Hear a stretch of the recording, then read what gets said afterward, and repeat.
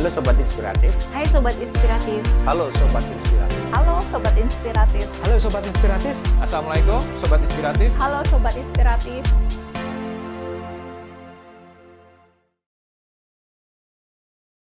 Assalamualaikum warahmatullahi wabarakatuh. Halo Sobat Inspiratif. Apa kabar? Semoga selalu dalam keadaan sehat ya. Hari ini kita akan belajar berdiskusi tentang fundamental bisnis. Apa sih itu fundamental bisnis?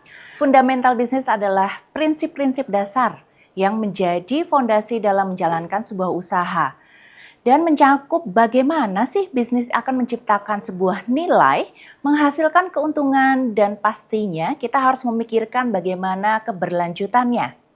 Elemen utama fundamental bisnis yang pertama adalah nilai. Kita harus memikirkan nilai bisnis kita itu apa sih gitu ya. Bagaimana bisnis itu harus mampu menciptakan sebuah nilai bagi pelanggannya. Nilai ini bisa berupa yang pertama kualitas produk atau jasa, kemudian harga yang kompetitif, dan juga bisa menjadi sebuah solusi masalah dari pelanggan. Intinya tidak ada nilai, tidak ada bisnis. Contohnya, seseorang membuka layanan bisnis berupa layanan les dan datang ke rumah. Nah, ini merupakan sebuah nilai bagi pelanggan karena apa?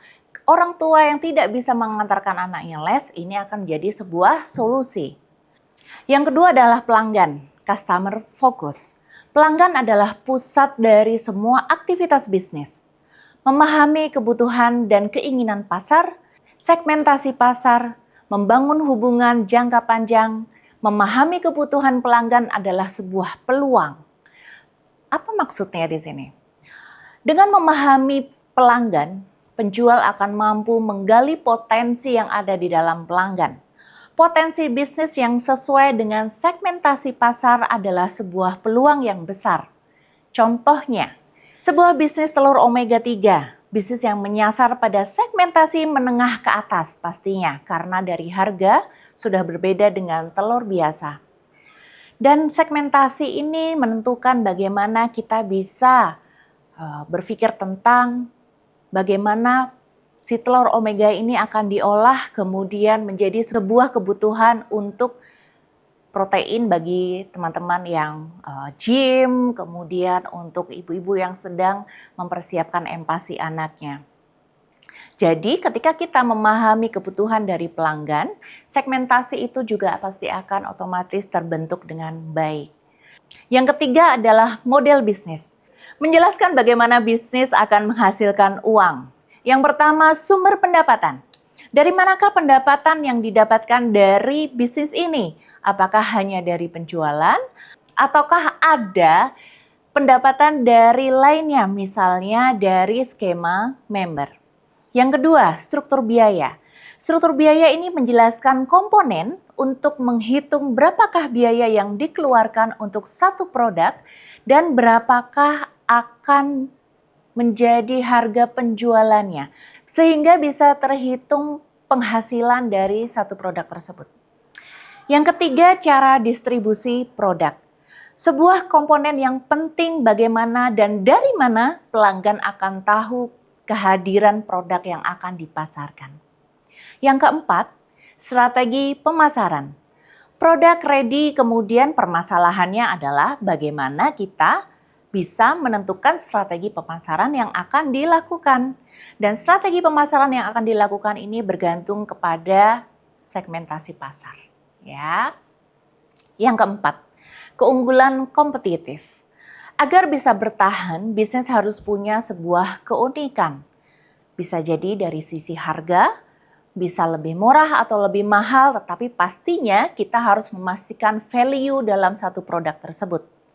Kemudian yang kedua, kualitas lebih tinggi. Dengan kualitas yang lebih tinggi, pasti memiliki segmen pasar dan peluang yang berbeda pula dengan harga yang lebih rendah.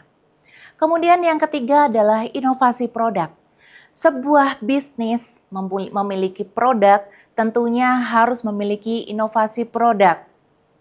Dan inovasi produk ini akan menentukan bagaimana pasar yang akan lebih luas, harga yang akan lebih ditentukan lagi, kemudian strategi pemasaran juga yang akan mengikuti bagaimana nanti inovasi produk ini dihasilkan.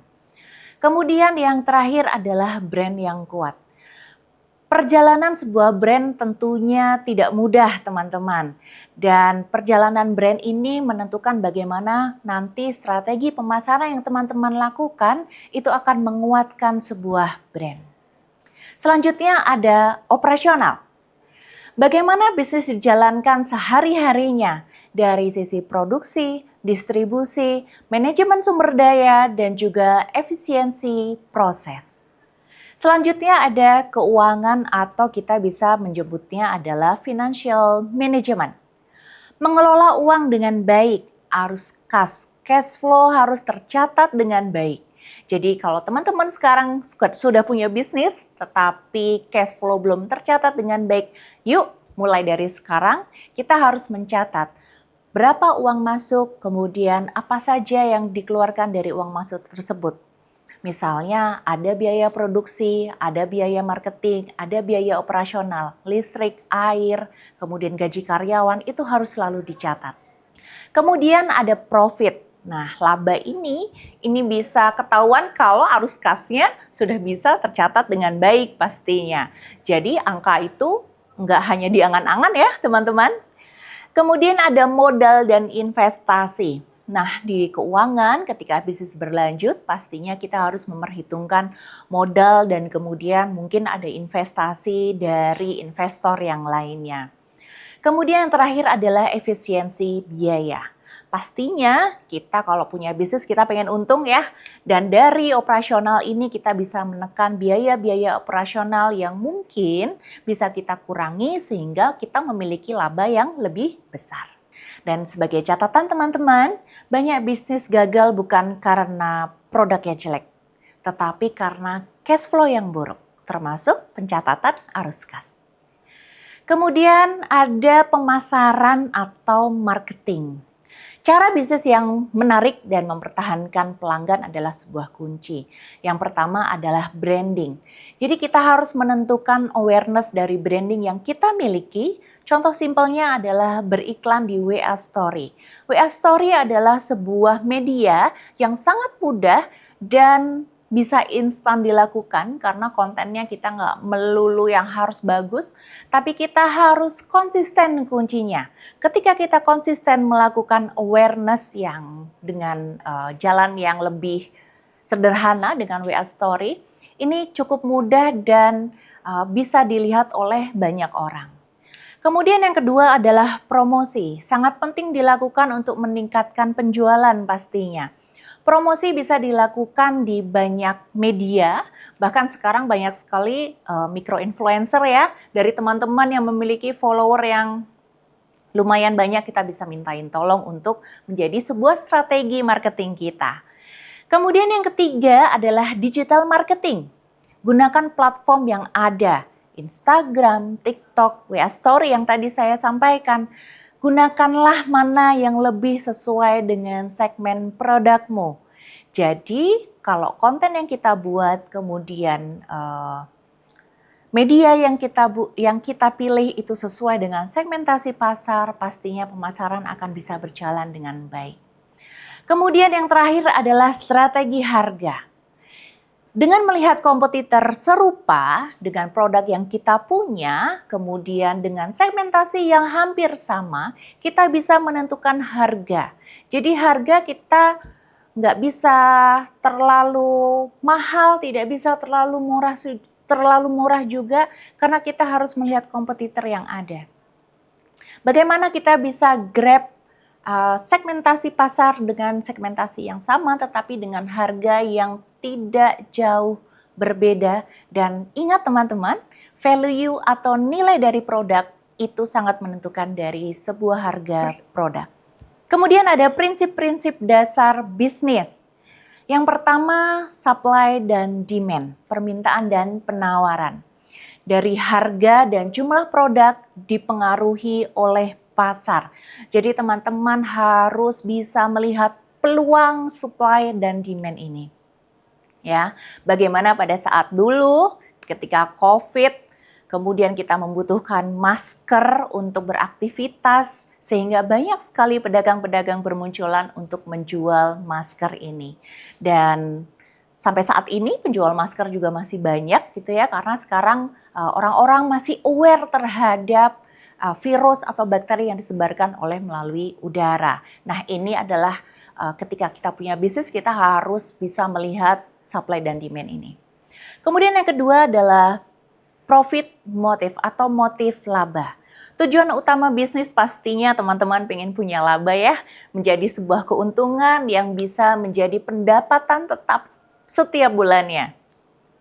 Yang ketiga adalah efisiensi dan produktivitas. Menggunakan sumber daya seminimal mungkin untuk menghasilkan yang maksimal. Jadi kita harus melihat juga untuk operasional kita dari listrik, air, sampai sumber daya manusia, kita harus perhitungkan mana yang lebih efisien untuk mendapatkan keuntungan yang maksimal. Kemudian yang keempat adalah adaptif dan inovasi. Bisnis harus mampu mengikuti perubahan zaman. Ya, betul. Mungkin di tahun 2024, kemudian di tahun 2026 sekarang, itu pasti kalau yang punya bisnis fashion itu sudah berubah. Ya, fashion itu berputar. Jadi kalau yang punya bisnis fashion harus adaptif dan inovatif juga. Kemudian yang keempat ada siklus bisnis atau bisnis cycle. Bisnis umumnya mengalami tahap startup ya, awal bisnis. Tidak semua bisnis itu langsung menghasilkan laba pastinya. Ada fase-fase terpuruk juga. Nah, ini yang namanya startup ya, kita di awal. Kemudian tahap kedua adalah growth. Bisnis sudah bisa bertumbuh dengan baik. Kemudian yang ketiga adalah maturity atau stabil. Jadi bisnis sudah stabil, sudah autopilot. Ibaratnya jadi owner udah cuman ngelihat aja laporan, bisnis sudah bisa berjalan. Ini adalah impian semua orang ya, impian semua sobat-sobat inspiratif juga. Kemudian yang keempat adalah decline atau renewal. Jadi ada penurunan, kemudian kita harus inovasi ulang ya. Ketika ada penurunan kita harus evaluasi. Apa yang salah dengan strategi? Apa yang dilakukan oleh kompetitor? Jadi kita harus evaluasi ulang, kemudian kita harus memiliki inovasi ulang. Kemudian yang kelima adalah faktor penentu keberhasilan bisnis. Yang pertama adalah manajemen yang baik. Pastinya kalau operasional sudah baik, kemudian produk sudah baik, manajemen akan berjalan dengan baik. Produk yang dibutuhkan oleh pasar ya. Ini adalah produk-produk yang selalu diminati oleh pasar dan tidak lekang oleh waktu. Timing yang tepat. Nah, ini ya teman-teman bisnis ya, sobat-sobat inspiratif harus juga melihat waktu yang tepat untuk meluncurkan sebuah produk, untuk strategi pemasarannya, content planningnya, kapan postingnya, itu adalah timing yang tepat. Kemudian ada strategi pemasaran yang efektif. Jadi kalau kita punya bisnis, kita harus perhitungkan adalah biaya pemasaran. Ketika biaya pemasarannya itu efektif, pastinya hasilnya juga akan lebih baik. Kemudian yang terakhir adalah konsistensi dan adaptasi. Nah teman-teman, bisnis itu perjalanannya cukup panjang sehingga kita memang harus selalu konsisten untuk memulai bisnis ini, kemudian menjalaninya. Jadi kadang kalau kita bergelut dengan bisnis tuh, kok sepi ya, kemudian sudah nggak pernah lagi posting, nggak pernah lagi membuat produk development yang baru. Nah, sebagai pembisnis kita harus lebih konsisten dan juga adaptasi. Kesimpulannya apa teman-teman di pembelajaran fundamental bisnis ini?